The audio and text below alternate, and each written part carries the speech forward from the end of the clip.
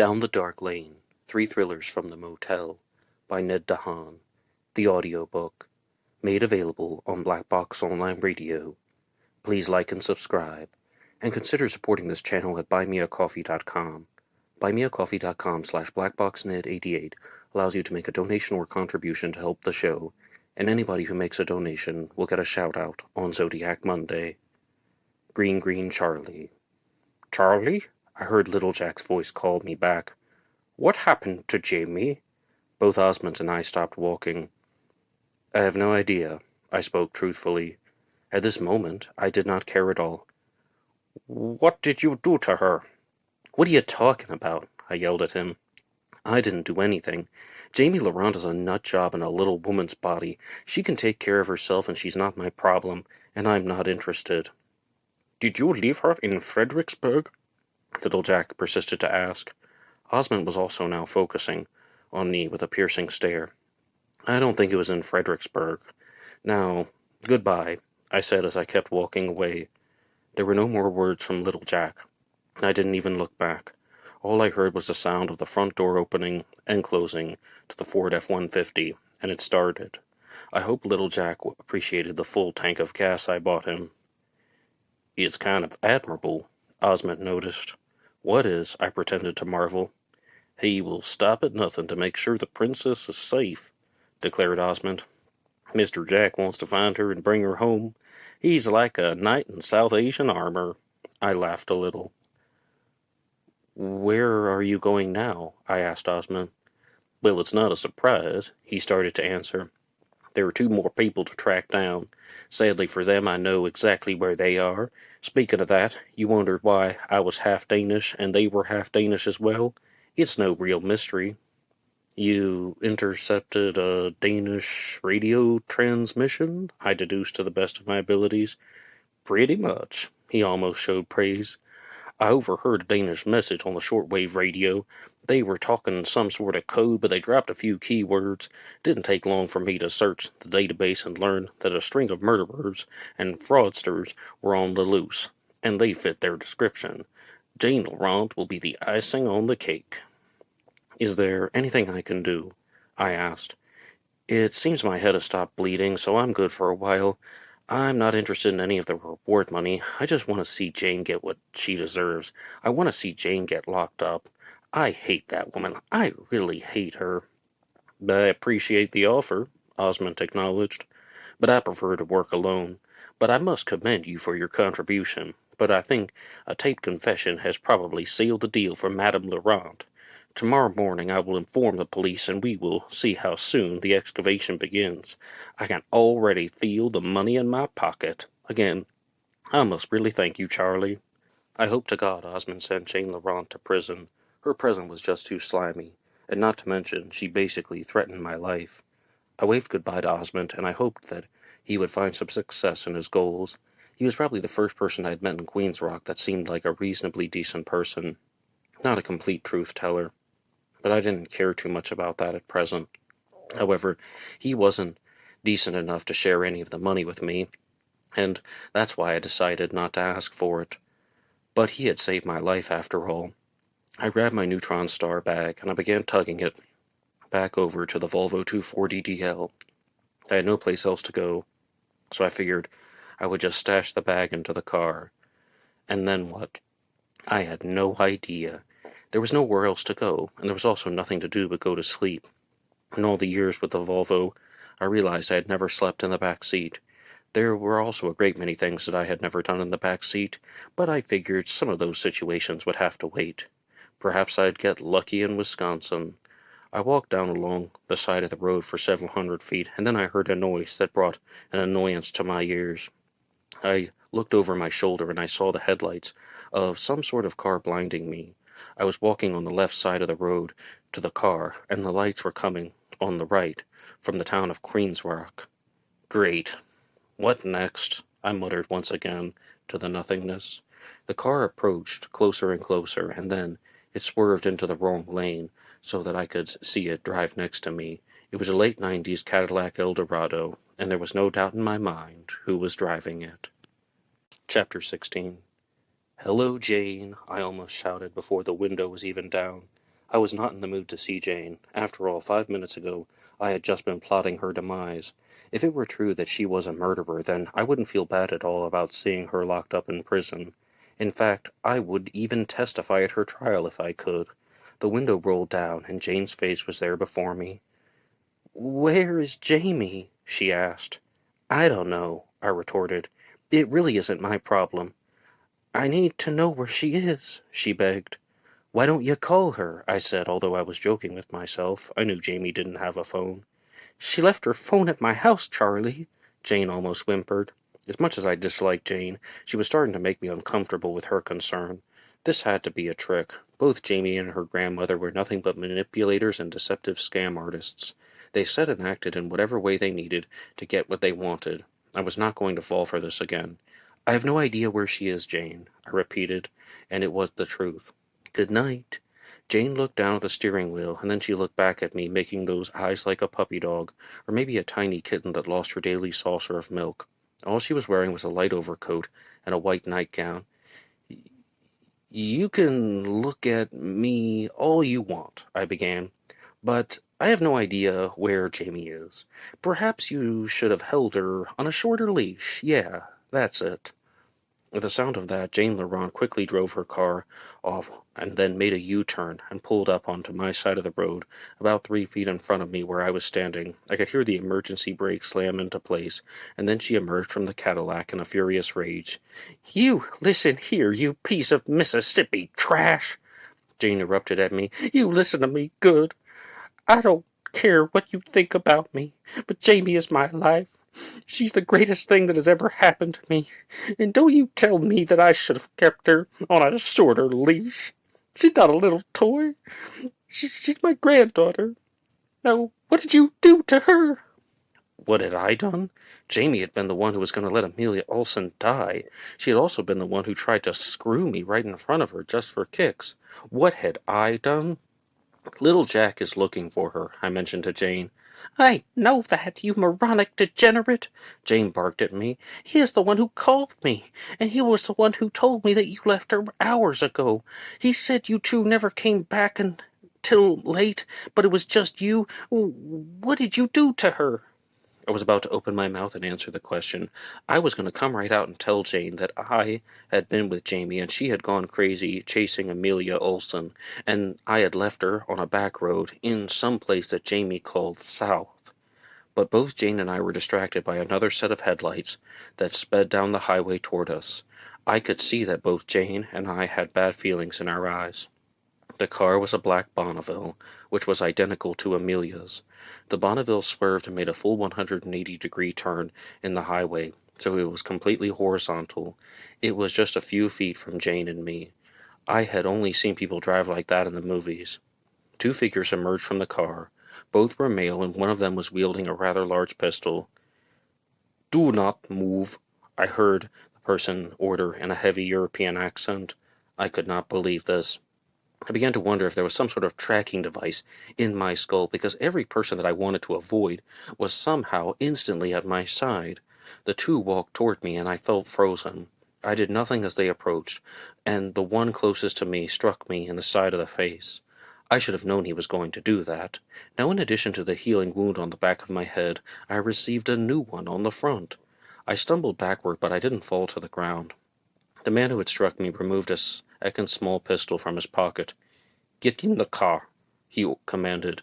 There was little room to deny his request.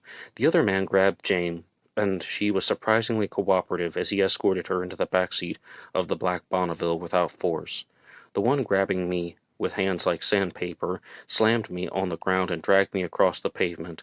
Next he tossed me in the back seat and closed the door. "There are those little child locks," he informed me, "so don't bother fiddling with the back door, you fucking rats." He was not happy at all, and it was not just from the tone of his voice. I saw now that the one who had assaulted me was rough-faced and looked naturally furious.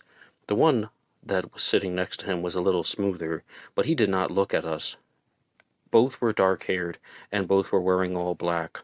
The one with the rougher face was driving. "You must be Charlie," said the softer face. "So, Charlie, let me know, am I going to kill you tonight or not?" Chapter 17. Jane was silent next to me. She now had the helpless face of an older lady, and she showed no signs of any fight in her. Unfortunately, I felt the same. "You've been pretty helpful to that idiot Emil Osmond," Sawface kept raving. "Because of you, 2 of us are dead, and 1 is lying in the hospital. Do you have any idea how that makes us feel?"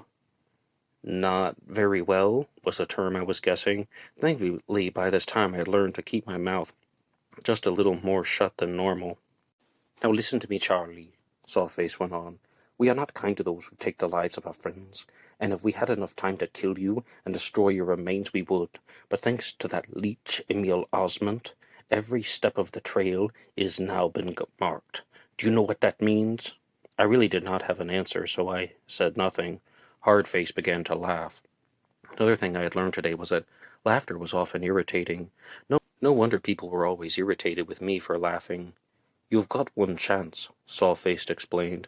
He then reached into his coat pocket and removed 3 pieces of paper, which he tossed at Jane. I looked over as she grabbed them, and of course I saw the face of Jamie Laurent, bound, tied, and gagged.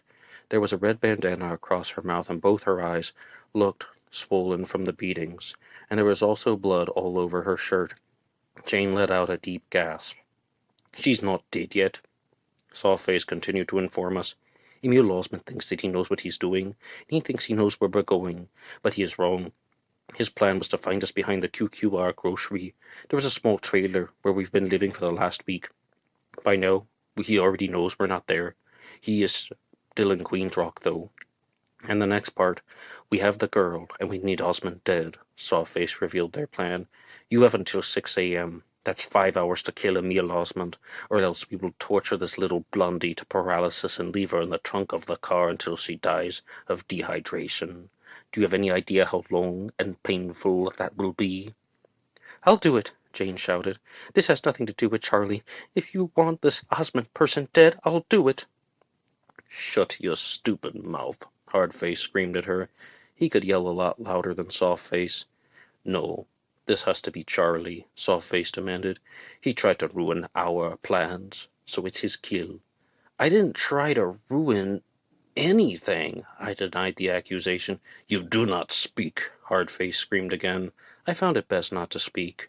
I hated Jane, and over the course of the evening, I really started to hate Jamie, even though she was a total stranger. It did not feel that way. It felt like I had known her forever. She nearly drove me to the point of insanity, but I wasn't just going to sit in the car and let her die like this. Furthermore, if I didn't do it, both Jane and I would die too. There was no alternative. "Okay," I answered. "I'll do it." I really had to think about it for a second, but things seemed clear enough. Jamie was in pain and she was going to be tortured and left to rot. Even though she had upset me, I couldn't let that happen. I'd almost done that to Amelia Olson when she overturned her car. I was not going to make the same mistake twice. Perhaps I could spare Jamie some suffering. However, there had to be a plan. There had to be something that I could do to keep both Osmond and Jamie alive. I just needed some time to think. Chapter 18. There was no way I was going to kill Emil Osmond, but I needed to get out of the car. I needed to think a way out of this mess. Hardface pulled the car over to the side of the road, and I saw that we were back in the limits of Queen's Rock, but all the businesses had their lights out.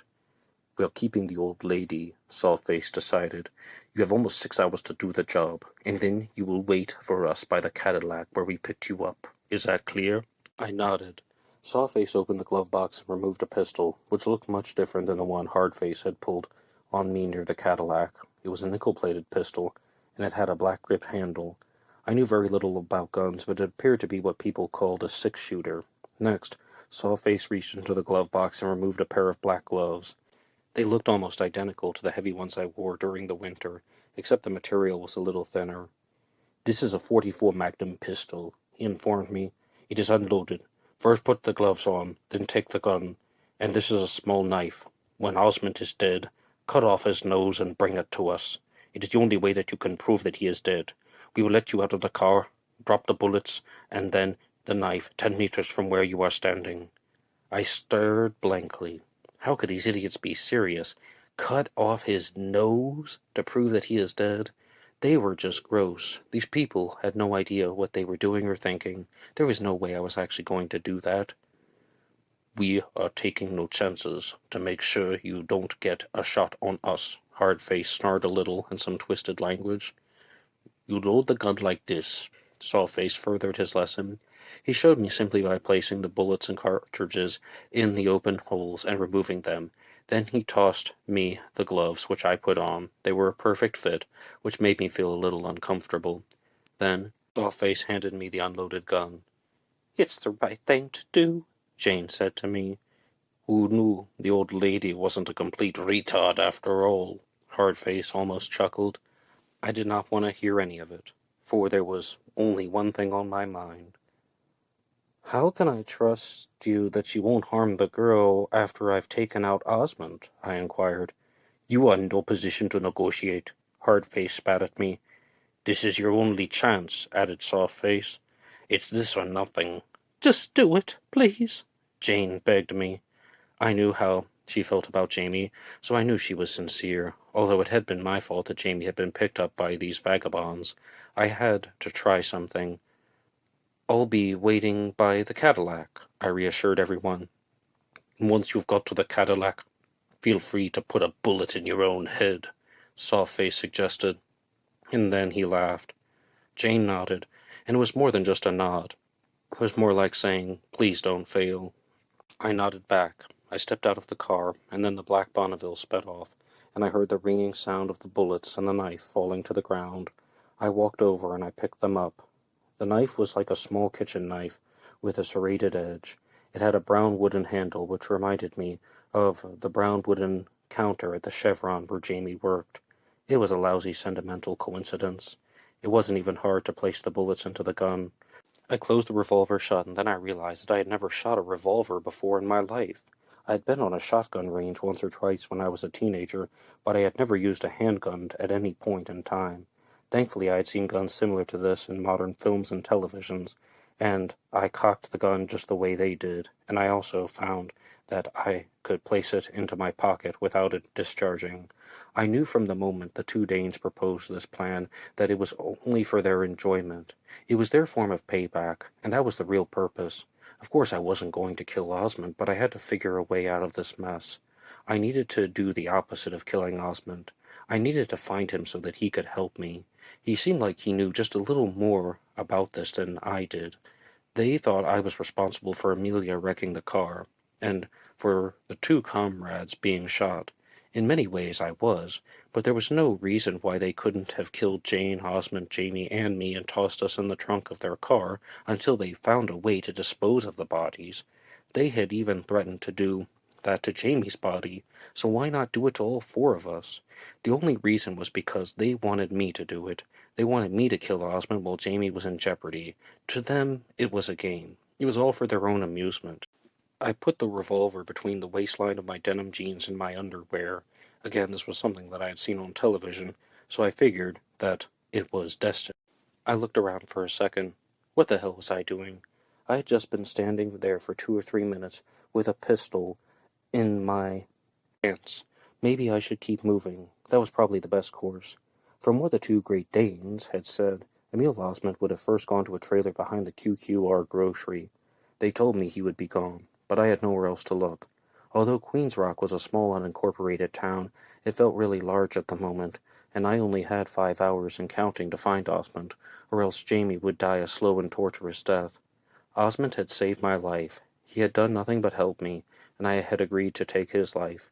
This tiny town did weird things to the mind. I wonder what it was like for everyone else. Perhaps that's why there was only one tiny motel on this godforsaken stretch of highway. If I had stayed here in Queens Rock, what would life be like? But why did things like that have to be so terrible all the time? I must have been thinking that I would find a way out of this. How could I keep Osmond and Jamie both safe? I had to show them Osmond's nose as proof that he was dead. How could I pull that off without killing him? Hello, kind Sir Osmond, I said to myself. By the way, thank you for saving my life earlier. Now, will you please let me cut off your nose so I can send it to your enemies in the morning? I thought the sound of my voice was rather nice, even though there was no one else there to listen. And if both Osmond and I were complete lunatics, it would have worked. There had to be something. I had less than 5 hours, but there had to be a way to solve this. My first step would be stopping by the QQR grocery. So I started walking.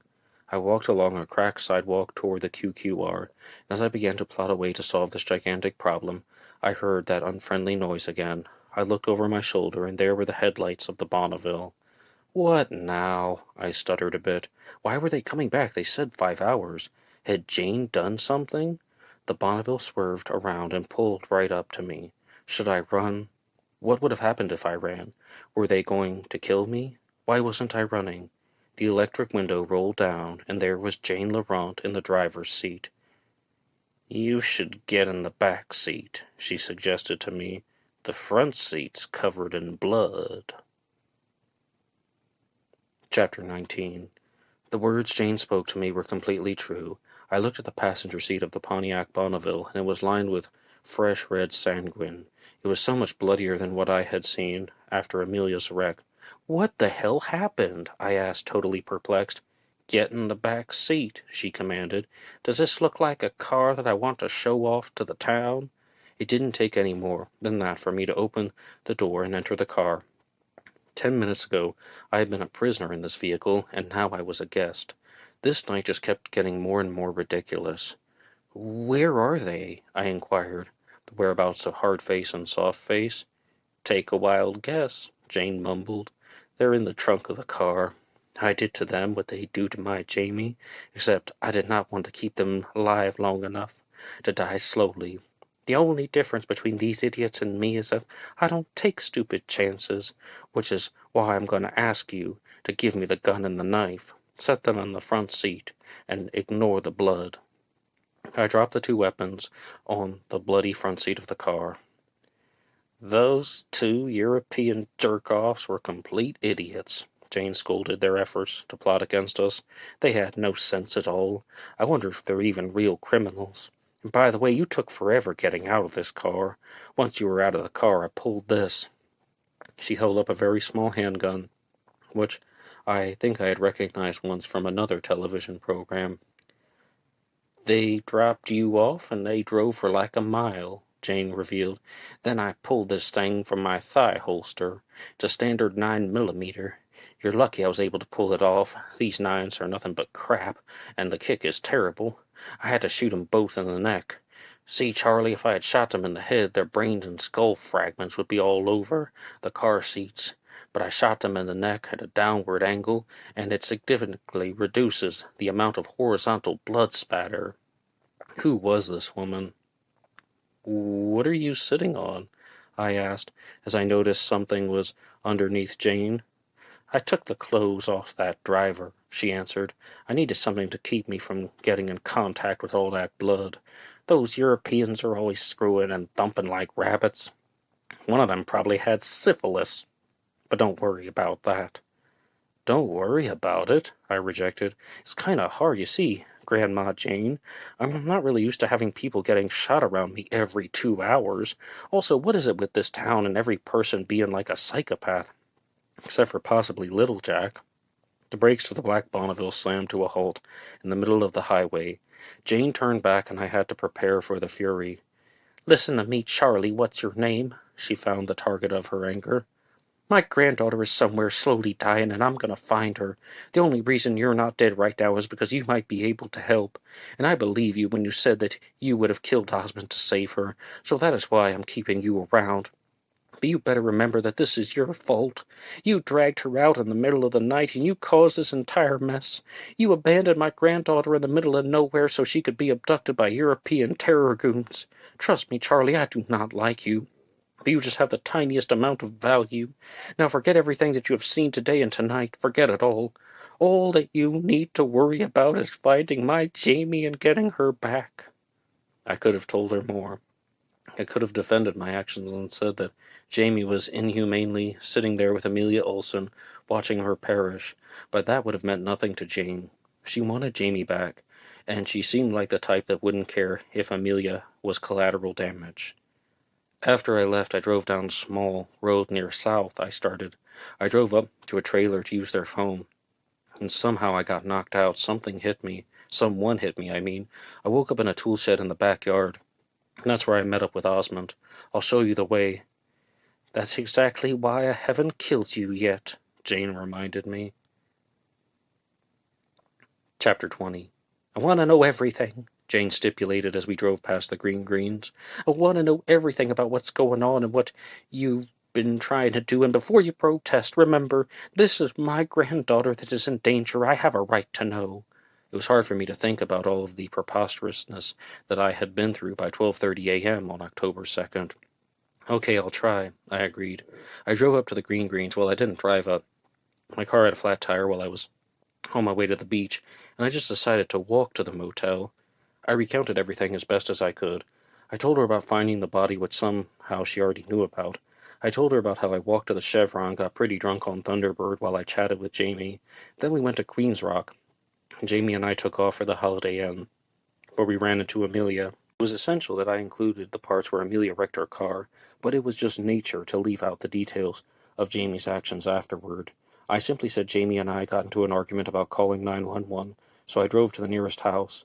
That was where someone knocked me out, and I woke up in a tool shed. Osmond shot the two people, and then he explained to me that he was a collection specialist. I drove back to the Green Greens, where we departed, and some way somehow got back to Queen's Rock. I gave the truck back to Little Jack, and he went looking for Jamie. Jane knew the rest. She acted as if she understood every word. So this Emil Osmond is a bounty hunter? She asked me. Collection specialist, I corrected her. Charlie, you're an idiot, she easily insulted me. I may be 86 years old, but you are more out of touch than a rerun of Golden Girls. If your memory is correct, that man's a damn liar.